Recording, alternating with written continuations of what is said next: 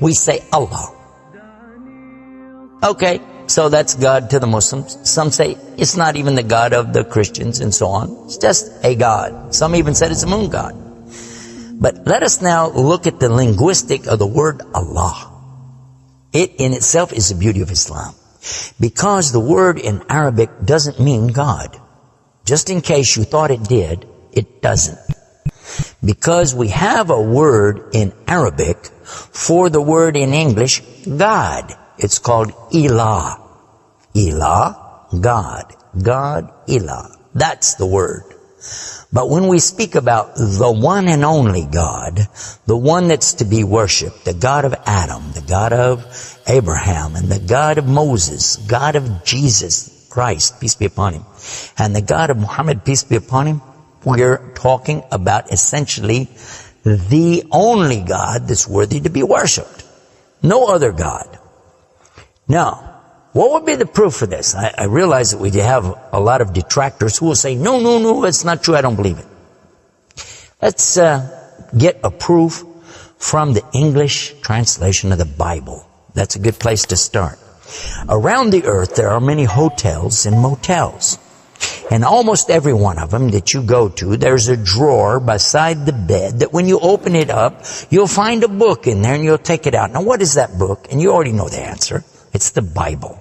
It's the Gideon publication of the King James Version of the Bible. The Gideons are very proud of it because they've translated it into so many languages.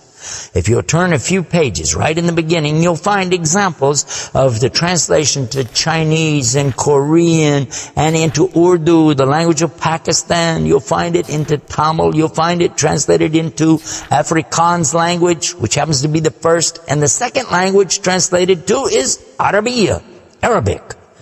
And there is an example of each one of these languages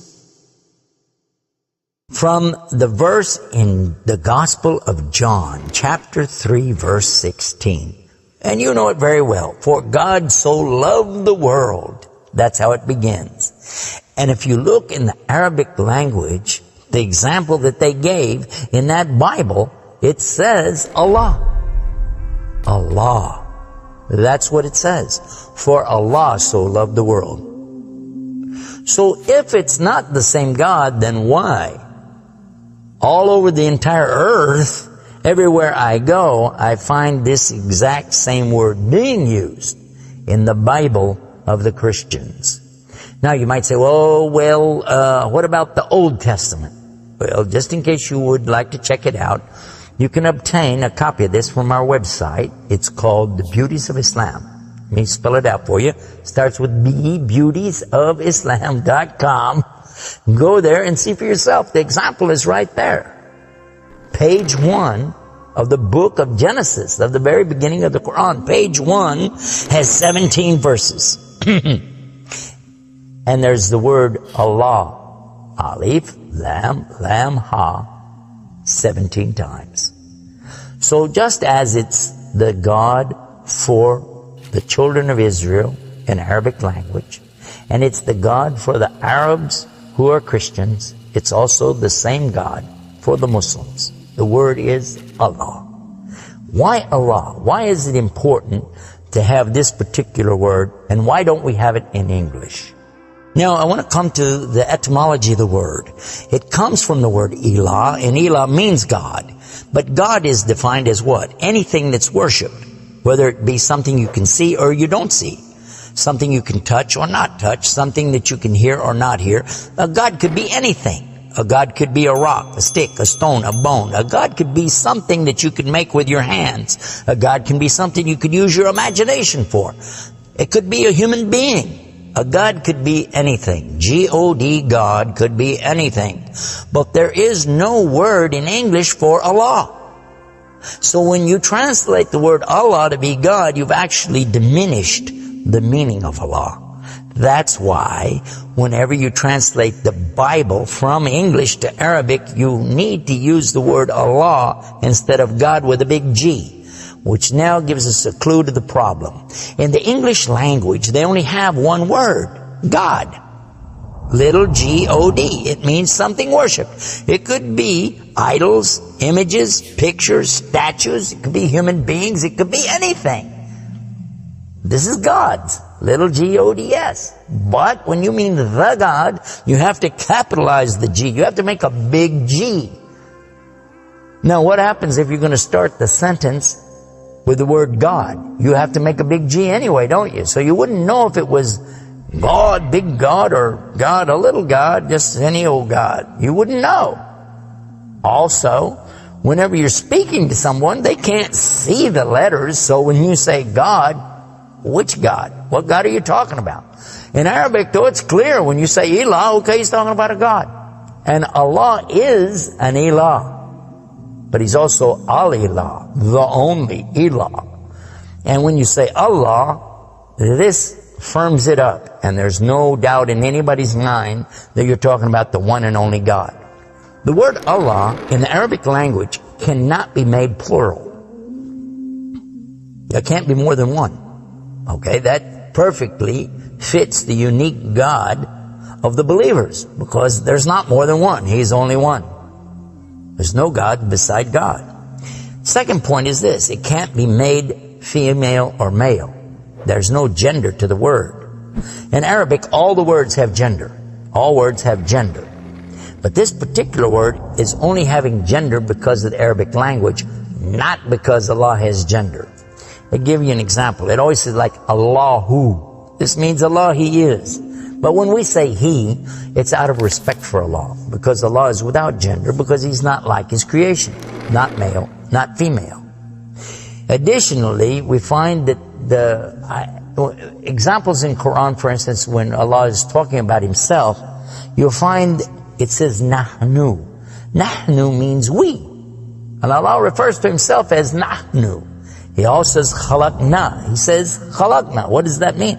He's saying that we created. And throughout the Quran you find Allah referring to Himself as we, our, and us. And right away you're going to say, okay, if that's not plural, then what is?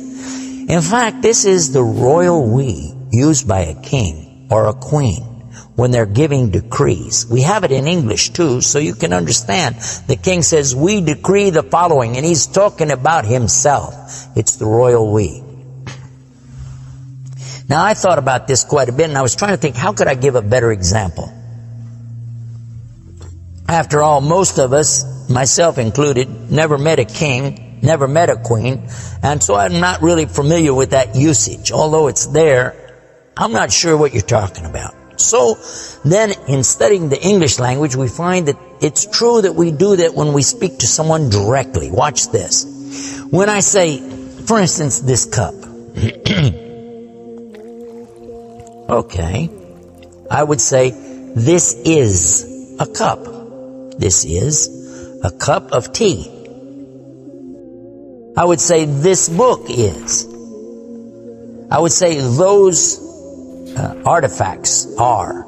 Those are. This is. These are. So I'm saying is and are. Did you catch this now? These things are.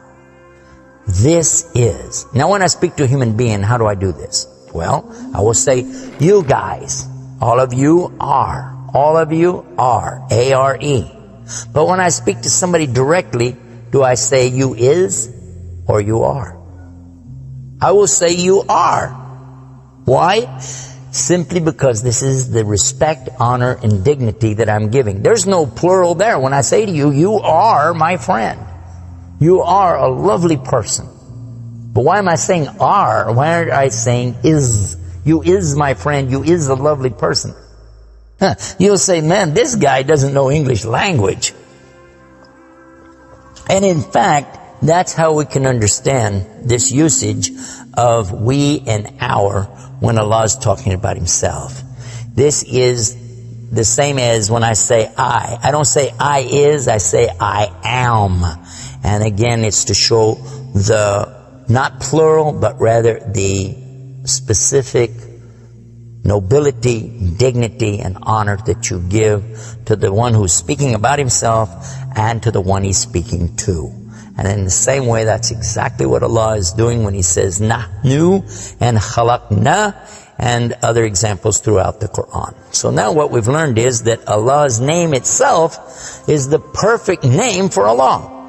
It is something that is so fantastic to describe who He is and who He isn't. The one and only God. There is none other like Him, nothing like unto Him, Allah, and at the same time, the dignity, the royalty, the honor that's due Him is contained in His name.